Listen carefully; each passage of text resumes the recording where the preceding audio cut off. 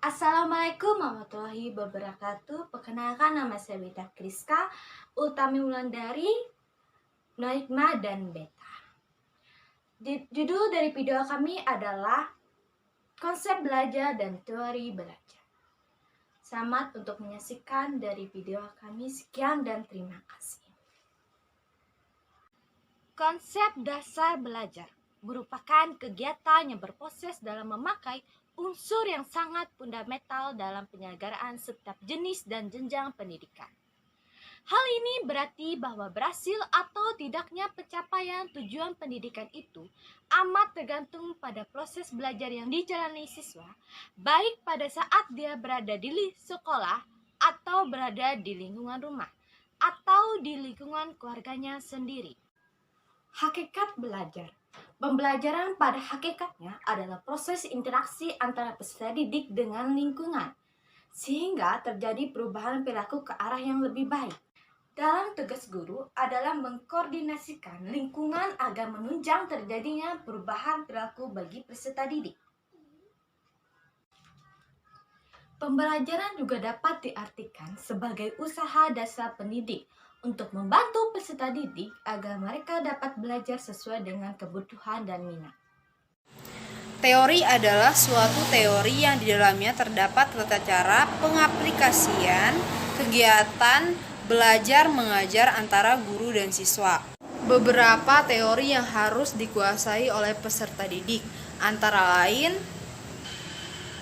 yang pertama, teori belajar behavioristik. Yang kedua, teori kognitivisme. Yang ketiga, teori konstruktivitis. Yang keempat, teori humanistik. Dan yang kelima adalah sibernetik. Dilihat dari tujuan dan hasil yang diperoleh dari suatu kegiatan belajar, para ahli umumnya mendefinisikan 8 jenis belajar. 1. Belajar abstrak atau abstract learning. Belajar dengan menggunakan suatu cara-cara berpikir abstrak. Tujuannya yaitu untuk memperoleh suatu pemahaman serta pemecahan yang tidak nyata. 2. Belajar keterampilan atau skill learning, suatu proses belajar yang bertujuan memperoleh sebuah keterampilan tertentu dengan menggunakan suatu gerakan motorik. 3. Belajar sosial atau social learning, belajar yang bertujuan memperoleh sebuah keterampilan dan pemahaman terhadap suatu masalah sosial, penyesuaian nilai sosial, dan sebagainya. 4. Belajar pemecahan masalah atau problem solving, belajar untuk memperoleh sebuah keterampilan atau kemampuan untuk memecahkan berbagai suatu masalah secara logis dan rasional. 5. Belajar rasional atau rational learning, belajar dengan menggunakan suatu kemampuan berpikir secara logis atau sesuai dengan akal sehat. 6. Belajar kebiasaan atau habitual learning, suatu proses pembentukan kebiasaan baru untuk perbaikan kebiasaan yang telah ada. 7. Belajar apresiasi atau appreciation learning, belajar untuk mempertimbangkan nilai atau arti penting suatu objek. 8. Belajar pengetahuan atau studi, sebagai belajar untuk mendapatkan pemahaman, pengertian, informasi, dan sebagainya. Aktivitas pembelajaran dalam pendidikan. Aktivitas pembelajaran dalam pendidikan yaitu segala bentuk kegiatan siswa dalam mengikuti pembelajaran.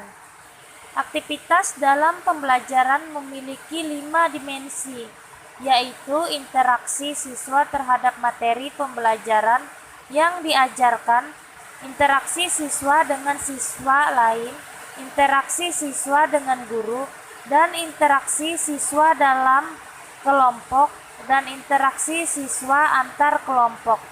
Contohnya aktivitas dalam belajar, misalnya membaca, melihat gambar, bertanya, memberikan tanggapan, menulis cerita, hingga merasakan dengan emosi masing-masing saat belajar.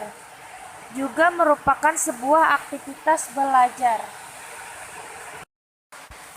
Kesimpulan, belajar merupakan suatu perubahan dalam tingkah laku, di mana perubahan itu dapat mengarah pada tingkah laku yang lebih baik, tetapi ada juga yang kemungkinan mengarah pada tingkah laku yang lebih buruk.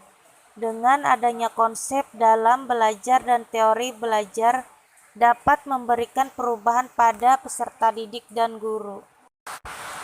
Saran yang pertama, kepada para guru hendaknya memperhatikan anak didiknya sejak dini, sehingga ketika anak tersebut mengalami masalah dalam belajar, akan segera dapat melakukan tindakan secepatnya untuk mengatasi masalah belajar anak tersebut, sehingga tidak berlanjut.